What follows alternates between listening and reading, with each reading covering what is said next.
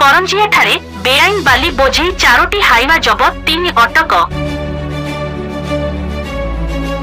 गतकाली करंजिया उपखंड पुलिस अधिकारी रात्रि पेट्रोलिंग करुथिबा समय 4टी बेआईन बाली बोझे हाइवा जबत करने सहित 3 जन को अटक रखा जायछि। सूचनारू प्रकाश की गतकाली रात्रि समय करंजिया उपखंड पुलिस अधिकारी नवकृष्ण नायक कौनसी विशेष सूत्ररू बेआईन बाली बोझे हाइवा करंजिया अंचल को आसुथिबा खबर पाई उपखंड पुलिस अधिकारी और पुलिस टीम पेट्रोलिंग करुथिबा समय 4टी बेआईन बाली बोझे हाइवा को अटक रखी कागज पत्र जांच करथिले। हेले सठिक कागज पत्र नथिबारु 4टी हाइवा को जबत करी गोटे ठाकुरमुंडा थाना को हस्तांतर करिथिबा बेले आउ 2टी हाइवा करंजिया थाना को आनिथिले एवं आउ गोटे हाइवा चालक घटना स्थल रे हाइवा को लोक करी सेठारु चंपट मारिबारु हाइवा को पुलिस दिबा 11 घटिका 20 मिनिट समय करंजिया थाना को आनिथिले। एथिरे संपृक्त जनक ठाकुरमुंडा थाना रे अटक रखा जाइथिबा बेले अन्य 2 जन हाइवा चालकन को करंजिया थाना रे अटक रखा जाइछि एवं अन्य जने सेठारु फेरार होई जाइथिबा जणा पड़िछि।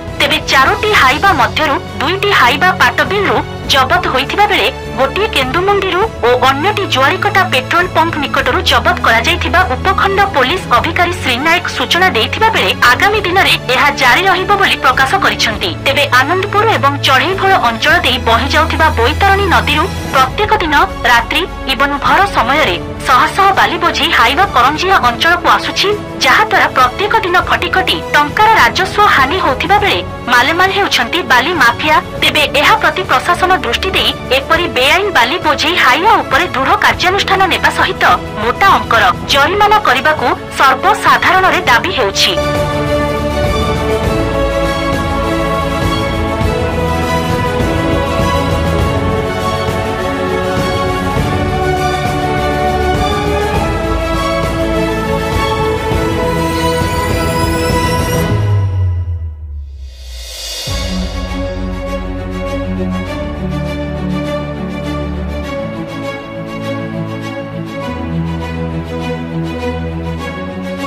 सुमंत पात्रଙ୍କ रिपोर्ट एसटीवी न्यूज ओडिशा 24।